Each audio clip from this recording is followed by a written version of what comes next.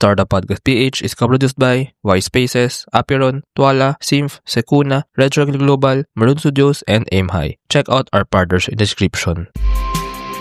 Welcome sa Startup Podcast PH, inspiring more Filipino entrepreneurs and innovators. Live tayo ngayon dito sa Azul Hub, Startup Incubator in Ateneo de Zamboanga University in Zamboanga City. We have Ride Now PH and the co-founder, Lemuel Ian Kua. Hello, Lem. Hi. Good afternoon, sir. Ayan, actually, nung nabasa ko pa lang yung Ride Now PH dito sa ating descriptions ng mga startups, na wow ako actually. Ganun. May certain siya na very interesting. So, but I'd like to do the introduction, Sir Lem. So, ano nga ba ang Ride Now PH? Actually, see, Right Now PH is it's a tech-driven company that specializes sa transportation.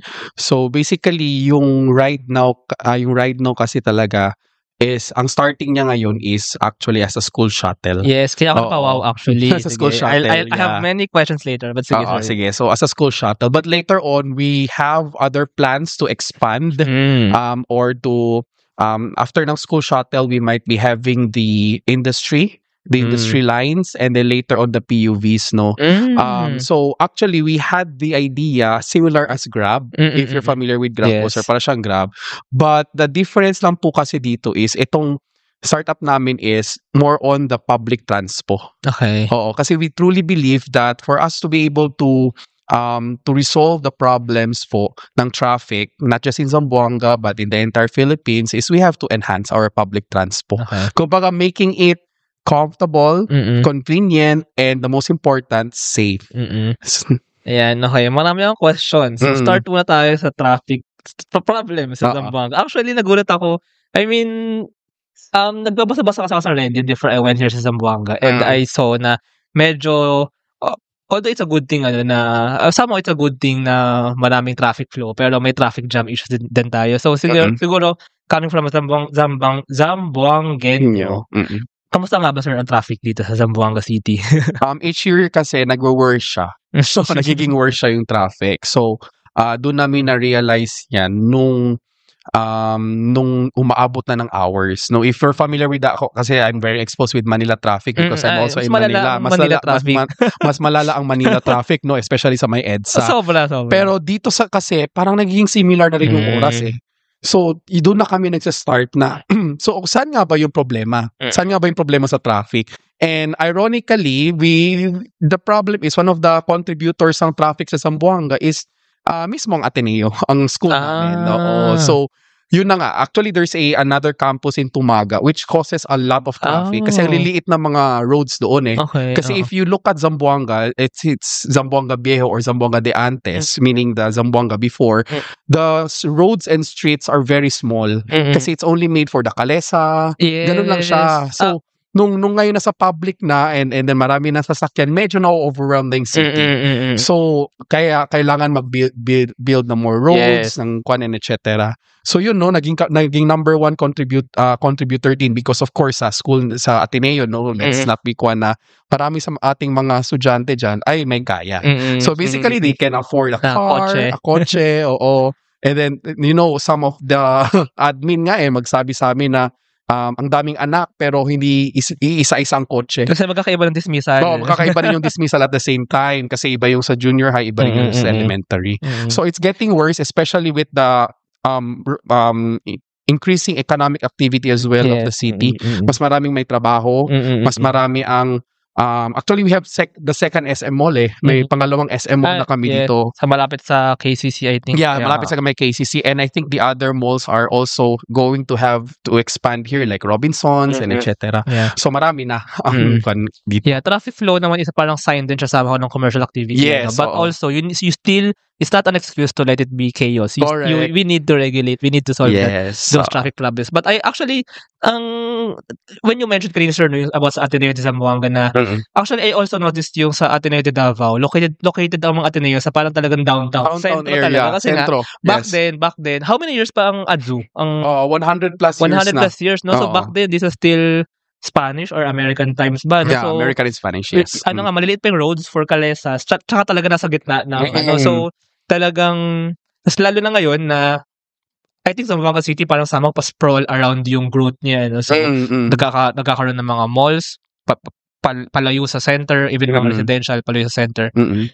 But sa ito yung gitna, dito yung school. So, it's ironic na yun yung gitna, andun yung traffic. So, talagang magubuhol-buhol sa gitna. Correct. And then yung isang problem, same sa ADMO, Ateneo de Manila, known yan kapag uwian. Yeah, sobra, oo. Sa umaga, traffic because of cars.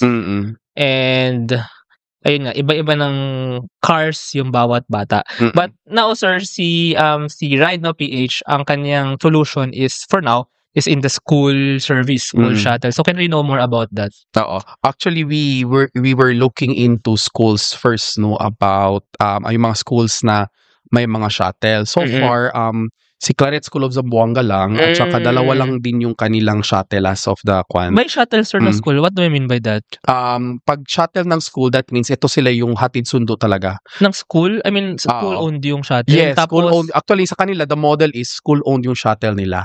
Oo, so hindi sila like in ADMO, which outsources, and other schools that outsources. So, yes, sir. Sige, may I ask, are you from Zamboanga? Did you grow up here? Yeah, I grew up here. Nag-school service ka ba Wala, dati? never. So, how do you go to school dati? Before jeepneys, ganun. So, very traditional ang Zamboanga City. Kasi actually ako, sorry, I mean, I grew up in Manila. I studied in Mandaluyong and in Quezon City nung high school. I actually used school service na, ito school service na to, para siyang ibang tao na nag-o-offer ng service, third party. Although nakaranas din ako sa nung high school ako, mayroon ding shuttle yung school mismo. Yes, but isa lang yun eh. For example, iba't ibang lugar. For example, sa Zamboanga, may west side, may east side, north, may north side is para sa mga tumaga, kasanoon ka. Wow, alam ko na yung Zamboanga. Sa east side, may tatuan, di ba? Yes, paano kung, I guess, hindi naman kaya ng isang shuttle lang na lahat ng yun. So, I think maganda kung iba-iba, So, yes. Paano nga ba, sir, nag-work ang school shuttle? Ang school shuttle. Actually, hindi pa siya masyadong accepted in Zamboanga City. Oo. So, parang it's something new. And then, some of the parents will find some issues in safety. Maganon ba? Marami pa siyang kwan. But we consulted with the only shuttle provider in Zamboanga, which is actually Claret School. So, sila din po yung school that they own also the shuttle. So, yun yung kwa namin. So, doon kami kumuha ng idea on Right Now. But only that, the company is specialized on the transportation.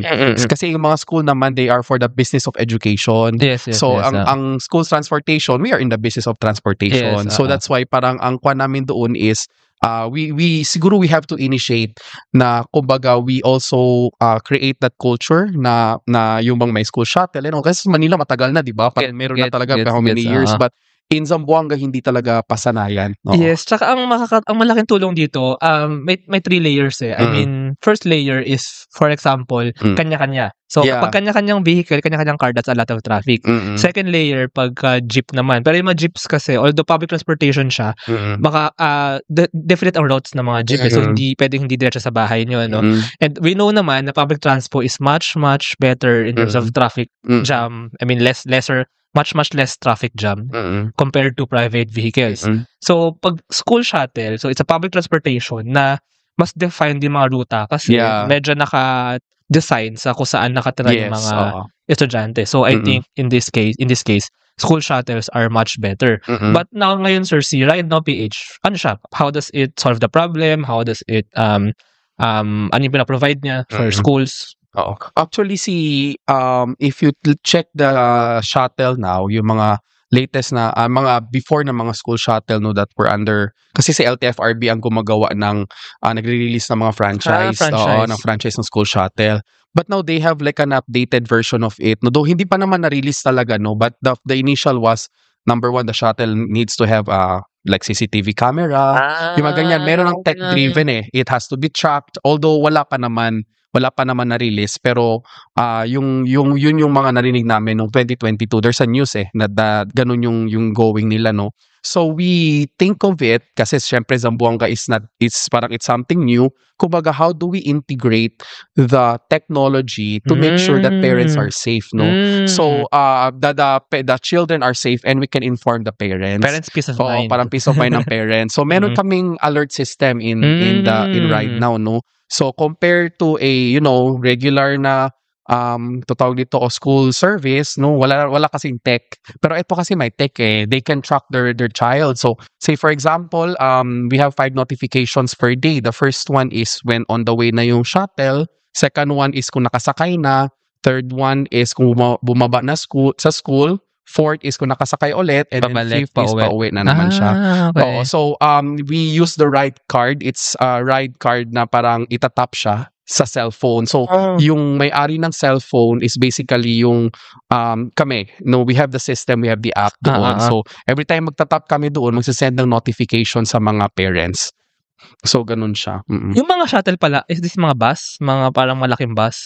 We not so much because then again the roads are not too big, and then we made sure that it's also a little bit versatile, and at the same time parang kwan din siya if ever may mga floods, 'di ba? Hindi din siya babahain kasi kapag van kasi, 'di ba, babahain pa rin yung van. A little bit higher siya and all. It's like a kwan it's if you're familiar with the minibus, it's smaller than a minibus but not as small as an L3. Kumbaga parang nasa gitna siya. It's larger than L300. L300 talaga yung L300 very uso yan ng mga school bus, before, mga school service But parang I think by minibus yung mga modern jeep din to na parang ganun. So parang ganun siya. Mas maliit siya sa yung mga usual na bus. Yeah, bus. Pero I think kasya dito mga 20. Yes, 20. 20. And then all of our seats are front facing and meron silang seat belts. So kwan na siya, kumbaga it is really for safety and for the kwan na rin ng mga bata. Basically kayo ang provider ng tech dito. Yes, kami yung provider ng tech. So parang ang mangyayari, the school is in the education, but they have their shuttles. So sana yung shuttles? No, we also will have our own shuttle.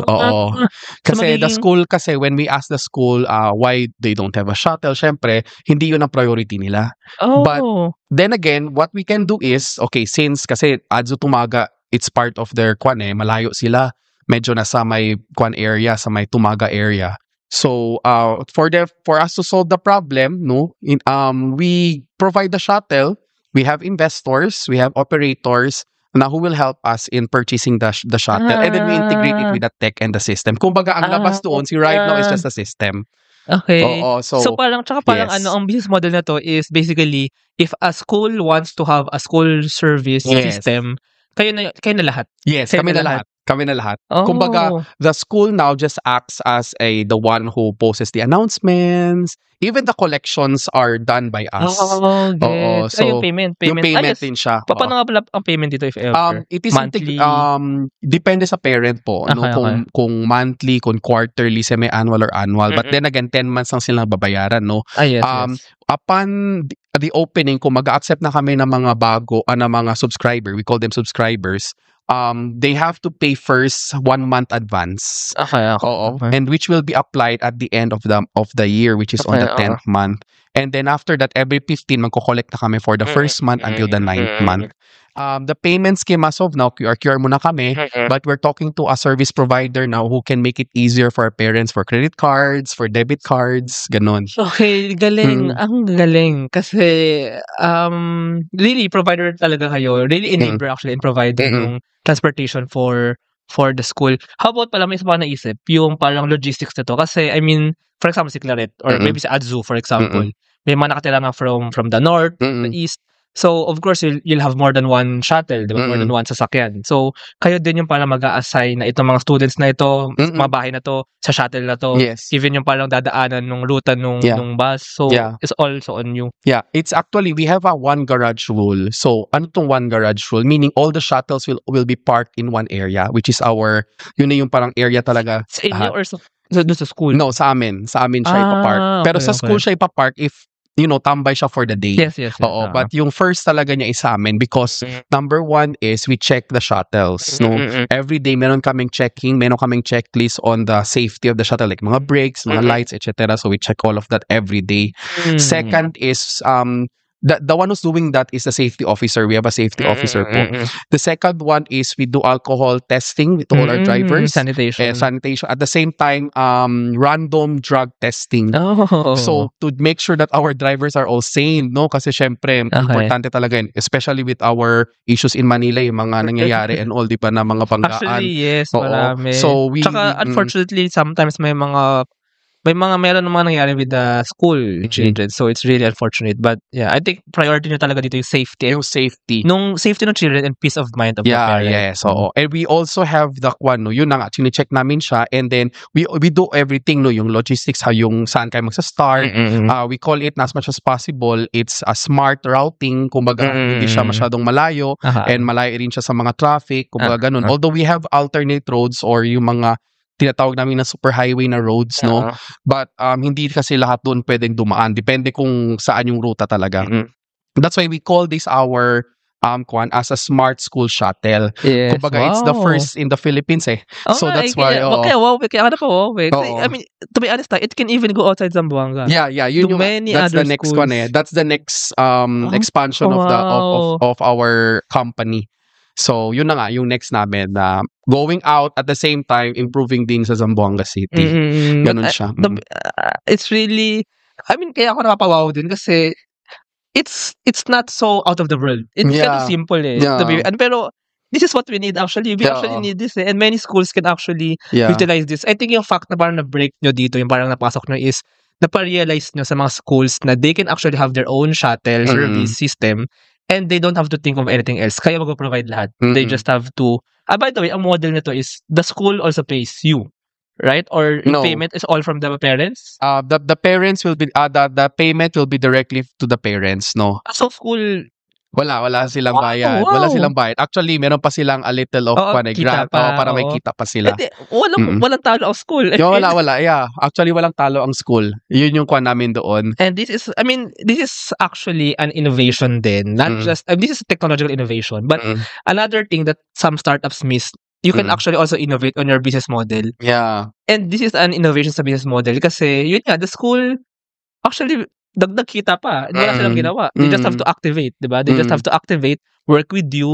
Well, actually, a few announcements, connect with the parents, ganyan. Pero anything else, kayo ang gagawa. Yeah, kami lahat gagawa. Oo. So, through the kwan siya, through the app yung mga announcements and etc. May app. May app siya, yung sa parents na para is notification. Oo.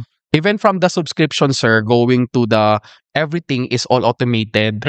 So, yeah, if the parents would like to subscribe, they'll just go to the website and then sign in and then upload mga requirements. Galing. Kasi meron namang ibang mga school systems na for the parents, yung parang RFID attendance para malaman if nasa school na nga yung anak. Yung anak nila. But ito iba to eh. Yeah. This actually can be parang dagdag pa doon for the school service. Yeah, actually the parents can check in the app. Meron siyang parang data kung nang log kung anong oras na pumasok sa mga ganitong kwan. So parang pwede kayo makapag-generate ng report for that. Oo. Kasi as of now kasi si Ateneo has that RFID and then it enters the web their portal. Meron na siya. Yes, meron din siyang RFID. But the difference lang is they don't notify.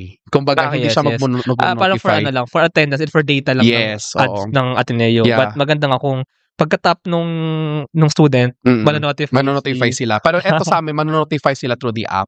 So, kasi we realized, at first kasi, actually we went a long way kasi this is like one. We started with that, sir. With that idea na text message kaya, ganyan. Pero number one, it's costly. Mahal siya. At the same time, hindi dumarating. Signal. Yes. So, there's also a problem with the bulk na messaging and all. Yes. Yeah, yes. So, nag-isip kami na what if we'll make it like, kasi parang like, example, Shopee. When it notifies, Shopee, di ba, parang ganun siya, lalabas siya. So sabi namin, what if ganun na lang din? Right now? Parang actually it's a pito ng bus eh. Yun yung kwan niya, yun yung labas niya. And at the same time, may push notification siya sa phone. Yes. So yun yung naging idea namin. Kasi sabi ko, at least, sabi namin, at least ang importante doon is manonotify yung parents. Yes. I mean, hindi naman kailangan makita agad eh. At least may notification. May notification, may data, mayroong pwede nilang balikan for the day. So yun yung kwan namin doon. Ang galing. amazing. Pero as of now, sir, we are working on this, and then next time is baka there will be a live tracking through GPS. Parang ganun na yung next niya. No? Yun yung magiging next niya, pero hindi pa naman bus, kwan. naka-GPS, makikita mo kung nasa sana sila. Parang ganun yung magiging next niya. Oo. Kasi also in preparation with our industry lines and of course our PUVs, no? So yun yung kwan namin, next pa namin na mga vision and all. So we will check, no, yung kwan pa namin. So for now you're deploying this sa ADZU? Yes, oo. We are actually launching on July 14. Okay. Oo, kasi we are waiting for the shuttles to arrive. Tsaka sa bagay, wala pa pasokan di ba? Nag-open actually, nag-start actually. Nag-start na ang classes. Oo. Pero we actually informed them of the delay because of sa Metro Manila kasi ginawa yung shuttle. So medyo umulan and then nagkaroon ng problema sa San Juanico so hindi kami makapag-manual. So yun. So pinadala pa from layo ng biyahe na. So layo ng biyahe and all. So yun, no, kasi of course we would like to make sure na yung nagpo-provide nun alam yung mga details of the LTFRB kasi masyadong strict si LTFRB in terms of that. So by the books talaga sila. So you still had to parang undergo the processes nga sa LTFRB. Yes, oo. There's a franchise parang process. Parang talaga siyang prangkisa ng transportation provider. Yes, so ganun siya. Yes po. I'm imagining dun pala I'm guessing lang you'll start with private schools na kasi I think ito yung mas mas may kaya tsaka mas parang the parents kumbaga sila yung tamang market I guess, no? Na the parents and the children will do school service. So, sa atin na yung, sa Zamboanga ba, maraming private schools here? Yeah, actually, maraming private schools in Zamboanga.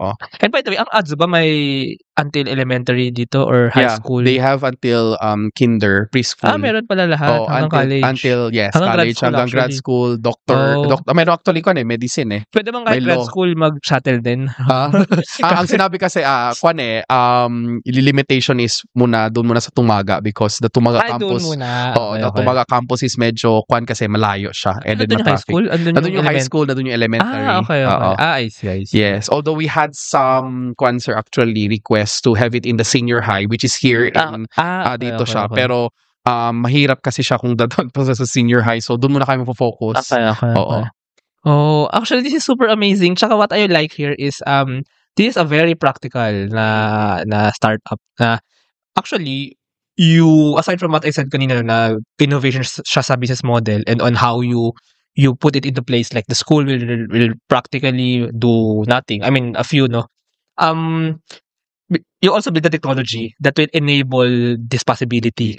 That will also, as you said kanina, parang will make more schools realize na pwede pala mangyari ito. And also for the parents na mas magkakaroon ng peace of mind ang mga parents. So I think this is a super win-win-win. And wow, I'm really amazed.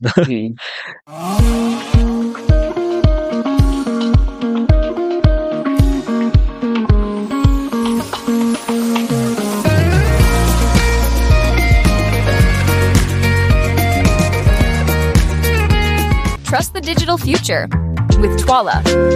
Secure and tamper-proof digital signature. Electronic notarization service. And custom AI agents for intelligent document workflows. Visit twala.io to learn more. In today's digital world, your organization needs more than just technology. It needs a strategic partner. At Symph, we build web and mobile apps that drive innovation for startups, enterprises, and organizations worldwide. Visit symph.co today. Protect your assets from bugs before bad hackers exploit them. And launch your products seamlessly with Secuna, your trusted partner in cybersecurity. Receive reports in real time and work with security experts to find bugs in your products before others do. Let's make your security our priority. Now, let's go sa stories. Now, can you share a bit of your background, maybe, and then why did you choose to do this startup, this company, instead of being employed or whatever? So, maybe some of your background then. It's a very long way actually. Ang daming nangyari before ko dumating kung saan ako ngayon. Kumbaga maraming pang mga bumps along the way. I'm actually a graduate of the Ateneo. Here? Yes. Okay. But what course pala? I graduated as secondary education, major in English. So English, English major talaga ako. And I started teaching for sa isang school din dito sa Zamboanga. So you're a teacher din private. pala. I'm a So teacher. you work with the students. Yes, I work with the students. So if there is one thing that's very familiar with our team, it's that we're very close with the educational institution. Kumbaga, majority of us na-graduate talaga na sa education. So ganun siya. And then after that, I actually resigned sa gitna ng pandemic because na-stress na ako sa pagiging teacher. Kumbaga, masaya maging teacher pero then again, meron talaga mga limits na parang fulfilling siya pero hindi naman, happy siya pero hindi naman siya fulfilling on my part kasi maluho ako. Yung mga ganun. yung mga ganung reason ba na parang gusto ko kasi maka-travel, gusto ko mga ganito.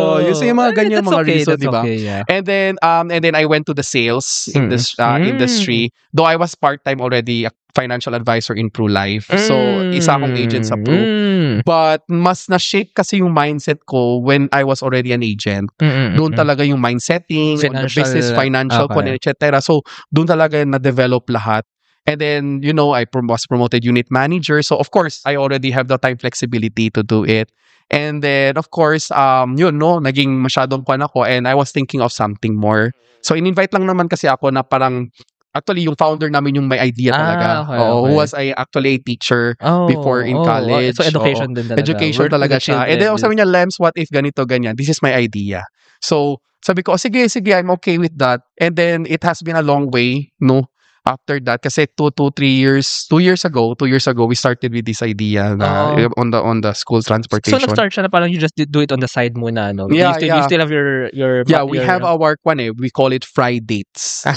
Every Friday at around 8 p.m. to mga 9 to 9:30, we do our parang brainstorming.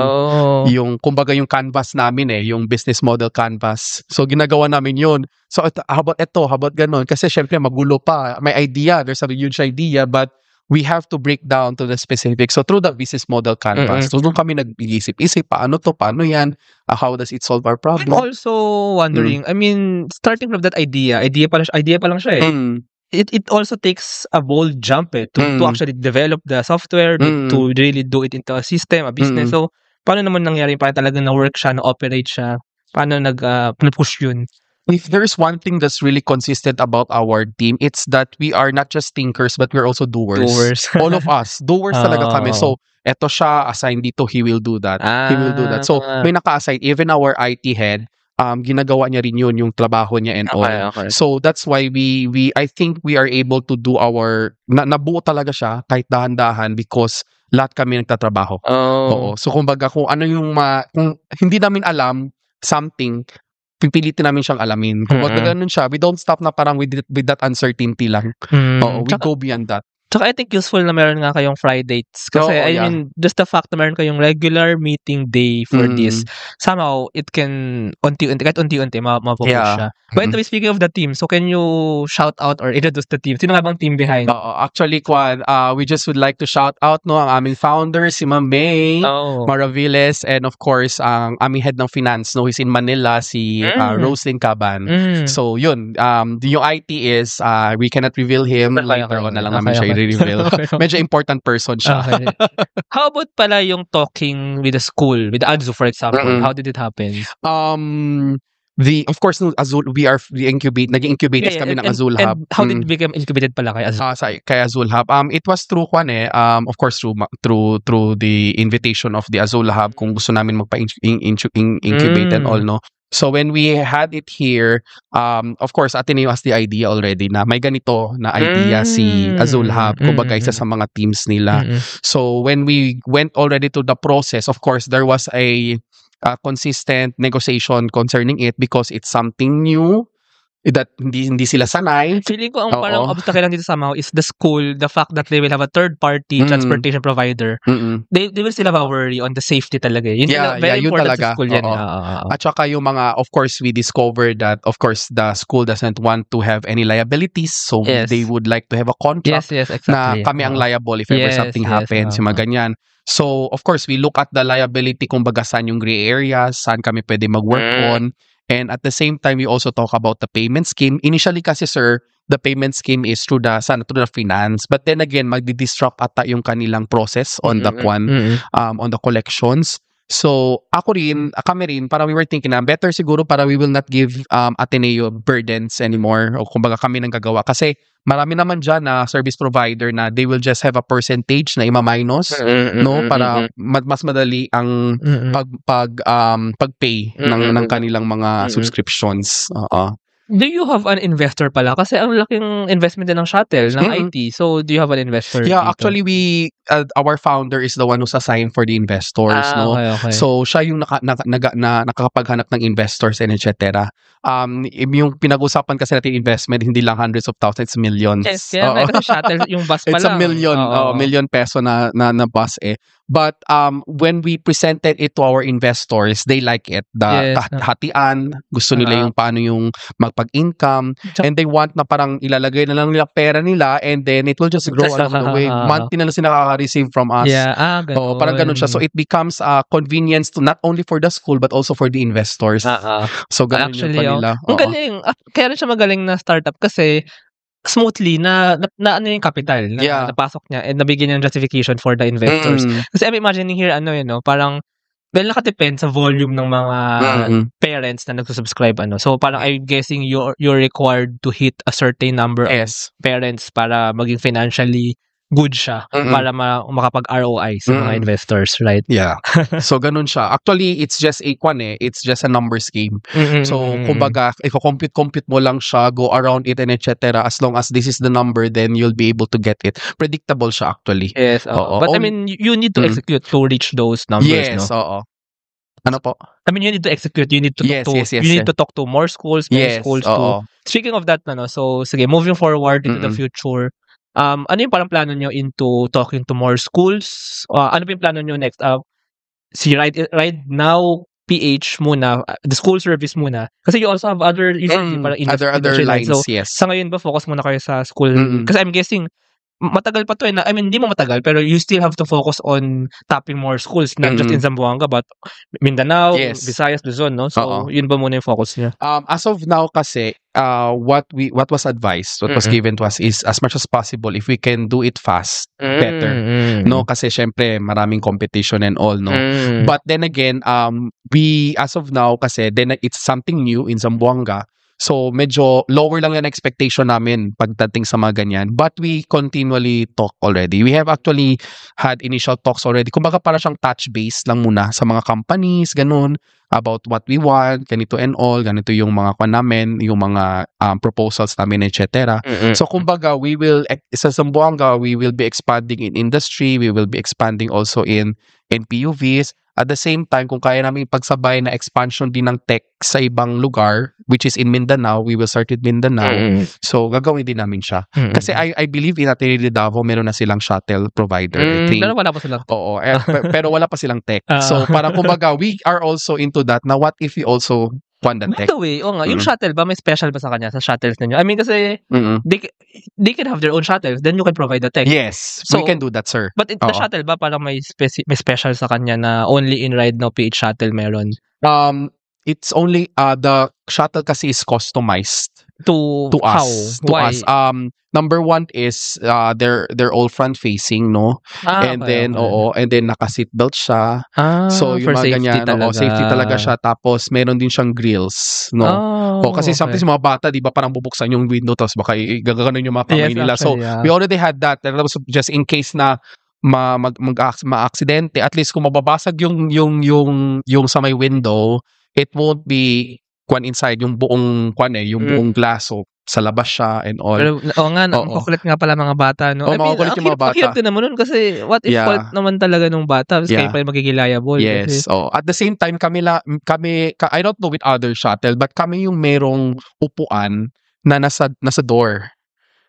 there's a upuan sa door for the shuttle attendant. We call it shuttle steward. So merong parang Meron, yes, or conductor. Pero we just would like to make it a little bit graceful. But anong task niya? Yung conductor? basically, siya yung taga-karga ng mga bags, taga-arrange ng mga bata, making sure that everybody inside is kwan. Actually, separate kasi siya yung head ng shuttle is separated from the body. For safety din yun siya. That's also another. So, that's why may shuttle attendant dito and then may driver sa harapan. Tsaka siguro si attendant dapat magpapa-behave sa mga sa mga bata. Tapos kung say for example nasa kabilang road yung bata, siya din yung susundo doon. So yun yung kanya. Yes, actually it's really part of the safety feature din. So, siya yung maglalagay, example, saan banday ilalagay yung bag kasi lalaki ng mga bags, di ba? Kasi say for example, if you have a van, tapos ang laki ng mga bags ng mga bata, hindi kakasya, di ba? So, yung shuttle, create din namin siya in a way na yung mga for grade school na mga bata, kakasya yung mga bags. Malalaking stroller. Yeah, mga stroller. So, pwede siya under the table, under the seats. Yeah, ganun siya. So, medyo yun yung parang difference niya. Kumbaga, it was modified in a way na pinag-isipan yung mga maliliit na mga bagay. Actually, so I think customized nga talaga yung shuttle really for the safety. Yeah, talaga. for the really safety. For the Tapos on the right siya eh. Usually may mga shuttle sa likod yung opening. So sabi namin hindi, sa right side siya dapat. Okay. It should be in the right side. Ay, sa likod yung parang sa mga sa mga L3. Ay, sa mga ganyan, L3. Sa likod yung iba eh. Yes. So yun Tsaka yung difference namin. Hindi nga front facing yun, di ba? Yung side by side din. Actually, hindi na siya allowed. Dapat front facing na talaga ngayon. Pero if ever nga we'll tap a school na meron ng shuttle, okay lang yun. Kumbaga, there's a term for it. I just forget the term. Kumbaga parang powered by ride, parang ganun lang siya right now na yung parang branding niya. Yes, kumbaga they have their own shuttle but it's powered by ride now yung kanyang tech. But I guess you still have to, you said kanina you still need to install like the CCTV para mga ganun may mga CCTV din siya. So I think madali naman install yun, no? Yun. Tsaka maybe yung parang tracker, yung parang RFID. Yes, yung madali lang device naman siya. All we need lang naman kasi sa cellphone eh. Yes, actually. Cellphone lang siya. This is I hope we get the word out there, baka may mga schools dyan from Luzon, from Visayas, from Mindanao na interested. Kasi I think it's really smooth and it's really, ang nakikita ko din dito, it's kind of I think it's kind of a premier service din, so for kasi with all the safety matters, I mean, if you're a parent, tapos may kaya ka naman, of course, you'll want that premier service na parang really sure na safe ang aking anak. So, you also, parang yun yung line nyo, na hindi kayo basta-basta transportation provider. You really put a lot of effort into providing premium service with the fact nga na may attendant, and into the safety of the children, of the Now, you mentioned pala last na lang, yung other lines that you're exploring. So, the industry lines, the PUV, what are those? Anong plano nyo doon pa? Sa industry lines naman, we were actually thinking of a tech sana where we can actually notify them if the shuttle is there. Maganyan ba? Yung oras ng pag-alis ng shuttle. So, at the same time, we are also thinking of integrating the DTR system. Kumbaga, pagsakay pa lang nila, time in na yun. Parang ganun siya. You mean for companies? Yeah, for companies. Yes. Oo nga, kasi somehow same siya eh. Yes, parang ganun siya. So, but this one sa amin, more on the DTR kami. Kumbaga yun yung idea namin. The daily time record. So pag tap nila ng card nila, diretso siya mag-DTR. Yan, lalo na sa Manila kasi sabi nga nila, diba, 2 hours papasok, 3 hours papasok, 3 hours pa uwi, 6 hours na yung nawala sa buhay mo. Dapat isama yun sa work time in, time out. Yeah, so kasi actually one part of the agreement in yung sa amin school shuttle is if the shuttle is late in school, they will not be marked late. So parang nireplicate namin siya but it's going to be in the industry. Though nag-sign man si Ateneo. I mean, they agreed with that. Yes. Kasi of course it's going to be some of the fault. But yun na nga, also ito yung maganda dito sa industry lines na itatap lang nila ang kanilang mga ride card. So and then they will be kwan sa DTR. So it makes the HR a little bit lighter yung kanyang work. Kasi magbibigay na lang kami ng report sa kanya and then that's it. Automated na siya. By the way, kung industry lines, kung kasi I think how it works right now sa mga ibang companies, may fixed point, dun pupunta yung mga tao.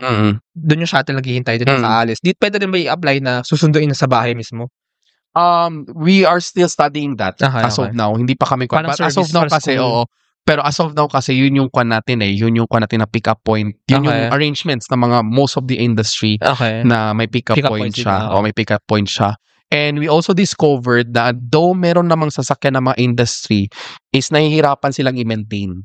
Kasi then again, they are not in the business of transportation. So they like the idea of outsourcing it from right now.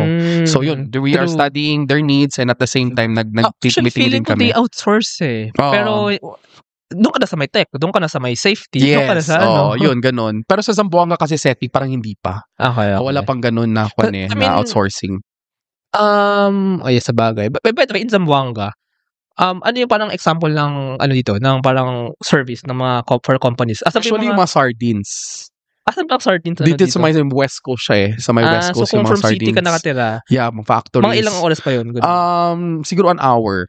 Oo, ganun siya. Kasi sa kwan siya eh, sa West Coast siya area. As in West pa. West pa siya. So, medyo malayo-layo siya doon. Tsaka by the way, sikat nga pala ang Zamboanga for the sardines. For the sardines, yeah. Daming sardines. So for factories, no? So kung babiyahe ka doon, kung doon ang work mo everyday, so but who will the employees will also pay or sagot ba siya ng company? What do you think about that? That one is also one thing that we're also studying. Kasi that's also part of the kung paano yung company, how their compensation scheme is. Baka pwedeng ikaltas or something. Parang ganun siguro. Kasama naman siya sa time in, time out. Yes, so I'm not sure. Let's see. Magiging study yun magiging kwan niya for the industry line. Although it's not yet really that clear, but as of now, we are still on the kumbaga data gathering pa lang kami on the needs. Ang tama nitong pwedeng mangyari, actually, buong Pilipinas. Ako, I'm coming from Manila, living there all my whole life. Pwede to. So, ang worry ko lang din, baka pag na-release natin to, baka magdagsaan mga, joke lang. I mean, tsaka if ever, baka parang kumalat talaga idea niya and people will realize that it can happen. So, ayun. Wow. Yung ano pala, POV, yung sa POV na. Yung sa POV lines. This one is more on, kasi syempre yung mga tao din nila gusto mag-jeep kasi one of the reason is mainit, yung mga ganito, tapos hindi siya accessible, lalakarin mo pa. We would like to have a POV line that is actually making it comfortable for them. At the same time, meron din siyang real-time tracking ng POV. Kumbaga, alam mo naman kung may parating na POV and hindi siya pwede mag-stop saan-saan. Yes, kumbaga, we will have a designated I want that. There's a designated stop points kung saan. But initially, we are thinking of the malls as stop points and some of the, let's see, mga areas in the highway kung saan sila pwede. So, we would like to revolutionize our POVs as well. Kasi yan naman din kasi yung yan yung magiging one of the reasons why people would like to go public transport. Kasi convenient, hindi mainit, okay siya and all. Modernization na talaga siya. So this will also be part of, working with LTO, LTFRB talaga. Yes, no? With the government na rin talaga. Actually, even the Smart School Shuttle po, we actually started to really work with the government. Yeah, hand in hand with the ICT, especially with our disaster risk. No? So, yung sa emergency procedure ng mga bata, so si disaster risk yung nagbibigay noon. Okay. And we also talk to them about, say, for example, what if na-flat ang shuttle? Yung mga ganyan mga reason na what if na-flat yung shuttle? Pwede ba kayo magpadala ng police just to guard the shuttle with the kwan? So, pwede supportive naman din yung mga kwan natin sa disaster risk. Wow. So, pinag-isipan talaga siya ng maayos. Oo, ang ganda. Tsaka very, parang na-cover nyo yung, ito effect ng Friday. Oo, ito yung effect ng Friday. So, mga ilang, at saka kwan, overthinking na malala. Oo, ganun talaga yung mga... But you still execute. I mean, hindi lang overthinking. You still do. Wow, tsaka this is gonna be big actually, no? So, are you really looking forward to that na provider kayo sa buong Pilipinas? Of course, oo. Yan yung goal namin, not only in the Philippines, but if kaya natin buong Asia, in Asia. So, I'm imagining you or also, baka magpapasok pa more investors. Kasi I think more capital din yan, more staff, more team, more deployment, more IT din. So, really grow, really, I think you really want to grow right now, PH, into like a big, a large company. Yeah. Yun talaga yung goal. Amazing. Ayun, thank you so much, Lem, no, for this conversation. I like that.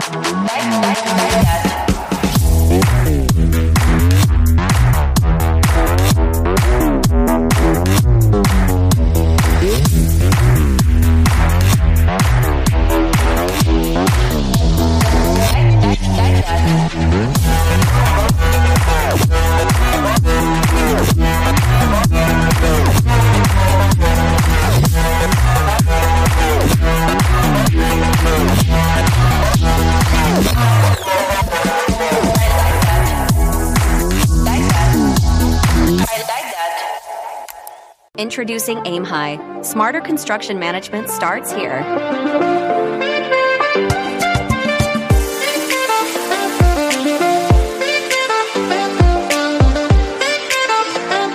Monitor costs and progress with real-time insights. Plan ahead and adapt with streamlined scheduling tools. Make data-driven decisions to avoid costly delays. Increase efficiency and profit with Aim High. Running a business? Make it smarter with Red Circle Global. Streamline operations, boost productivity, and manage everything in one powerful ERP system. Book your free business demo today at redcircleglobal.com. Guided by one of our top experts. If our listeners, baka meron dyang investor, school, who want to partner up with you, so how can they connect with you? Maybe you can lead them to the website or social media, so feel free to. You can follow us, guys, through Ride Now PH. So we have a Facebook page. That's our Facebook page. You can also go to our website. It's ridenowph.com for more information. And you can also send us an email. No, it's support at ridenowph.com. Okay? So yun lang. Thank you. Ayun, I'll put those details then below. And thank you so much. Thank you. Sobrang amazing. So thank you. Salamat, sir. Salamat.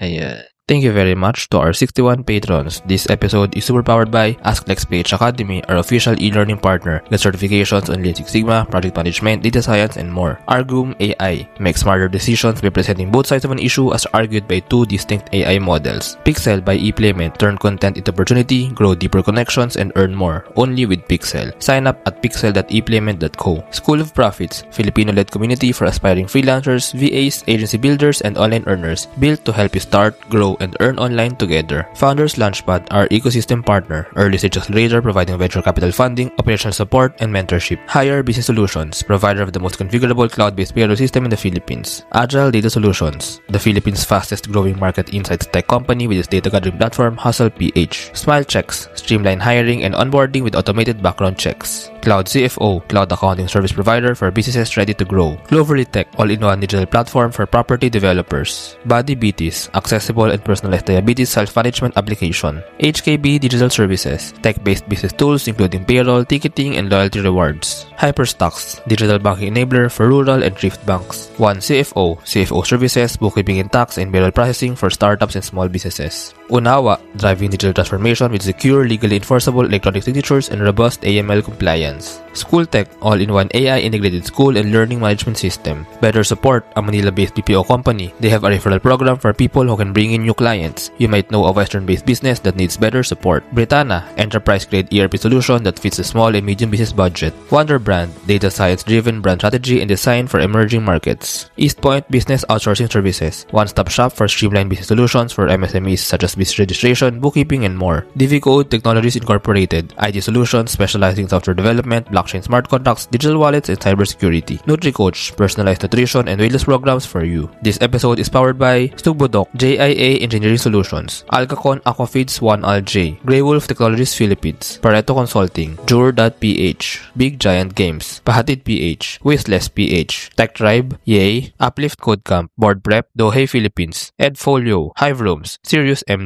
Support the podcast through the links in the description.